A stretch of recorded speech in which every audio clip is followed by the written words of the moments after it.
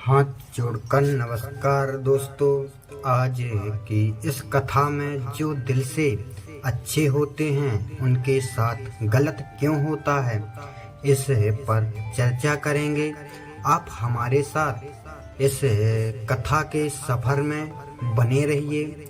भगवान से प्रार्थना है कि आप सभी की जो भी परेशानियां हैं वह समाप्त हो जाएं और जो भी मनोकामनाएं हैं वह पूर्ण हो जाएं। चलो कथा की ओर बढ़ते हैं। आपने भी यह देखा होगा कि पूजा पाठ और धर्म कर्म करने वाले लोगों की जिंदगी बुरे कर्म करने वालों की तुलना में काफी कठिन होती है। आपने यह देखा होगा और अनुभव किया होगा। चलिए आपको इसका रहस्य बताते हैं। एक गांव में दो आदमी रहा करते थे। उनमें से एक बड़ा ही धार्मिक था और रोज मंदिर जाया करता था और भगवान की पूजा किया करता था। लेकिन दूसरा आदमी था, वह भी रोज मंदिर जाया करता था। वह वहां से जूते चप्पल और दान पत्ती से धन चुराया करता था।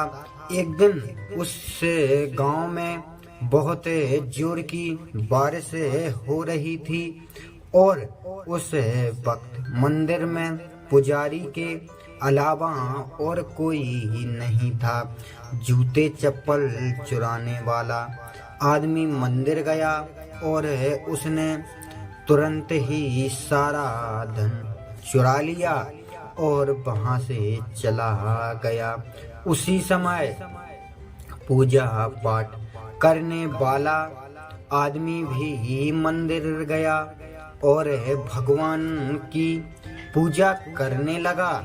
उसी समय मंदिर के पुजारी ने उसे देख लिया और उसे ही चोर समझ लिया।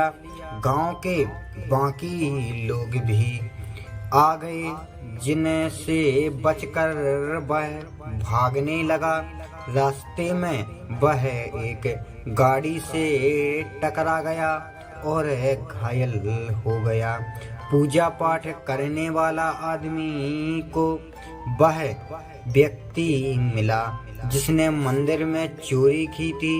लेकिन कई साल बीत जाने पर कुछ समय बाद दोनों व्यक्तियों की मृत्यु हो गई और वहां पर पूजा पाठ करने वाले व्यक्ति ने यमराज से पूछा कि उसके साथ ऐसा क्यों हुआ।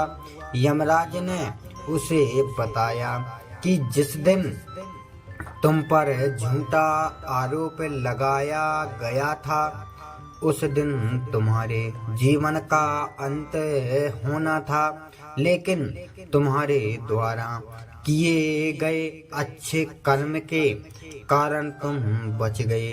यमराज ने कहा कि दूसरी ओर उस व्यक्ति के भाग्य में एक राजा बनना लिखा था, लेकिन उसके द्वारा किए गए पाप कर्म के कारण वह एक मामूली चोर बनकर रह गया। मित्रों,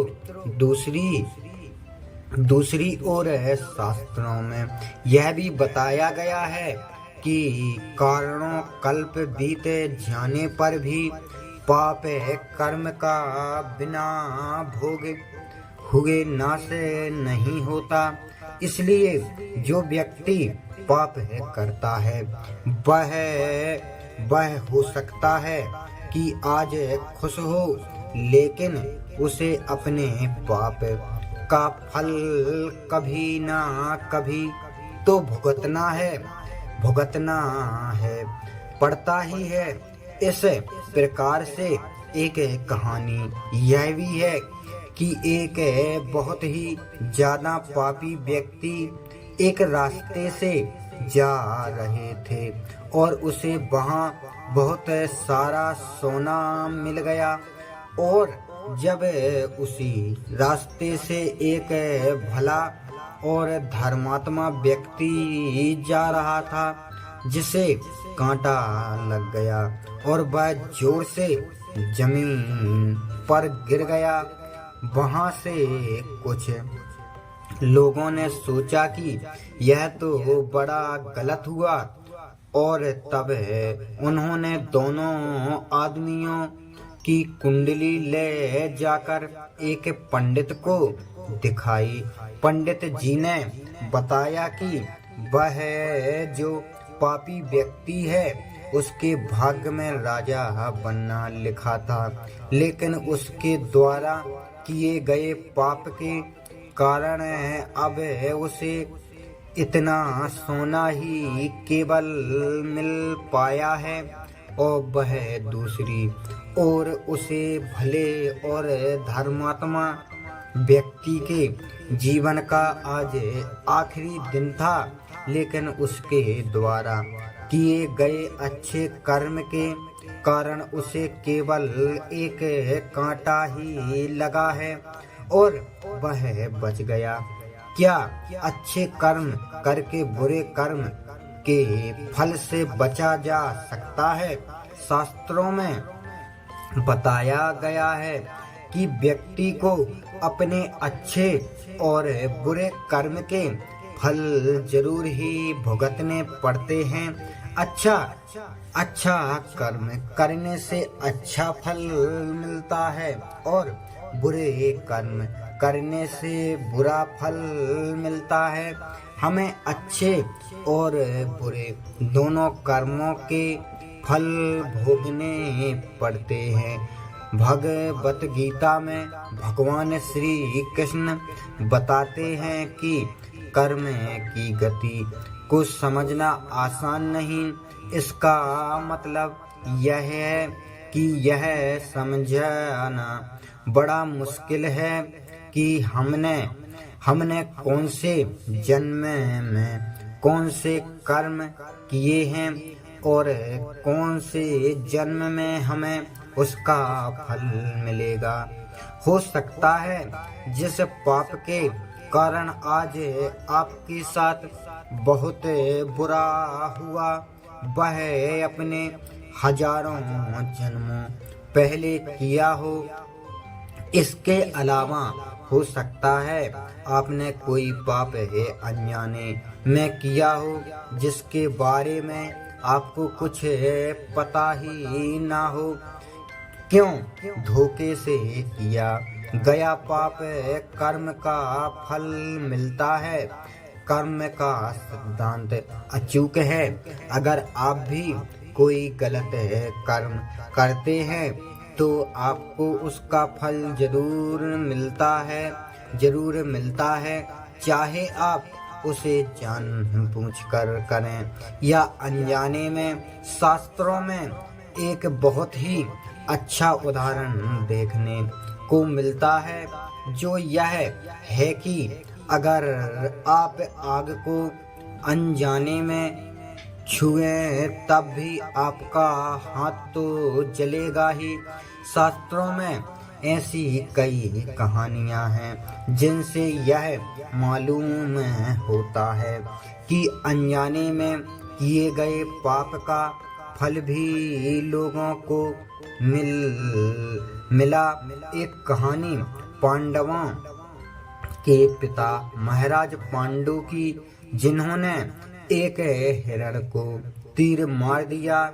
वे उस वक्त नहीं जानते थे कि यह एक ऋषि ने हिरण का रूप लिया हुआ है, और ऋषि ने उनको श्राप दे दिया, जिसके कारण आगे चल के उनकी मृत्यु हो गई।